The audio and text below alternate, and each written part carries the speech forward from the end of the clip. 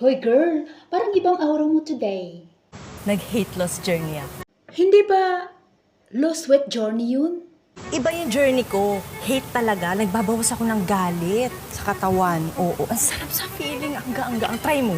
Ay, ngayon ko lang narinig yan, girl.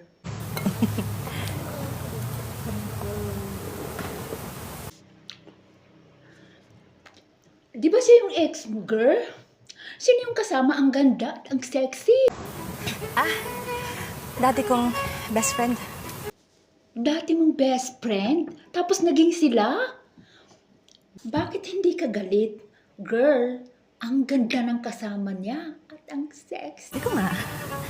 Nasa hate loss journey ako. Nagbabawas ako ng galit.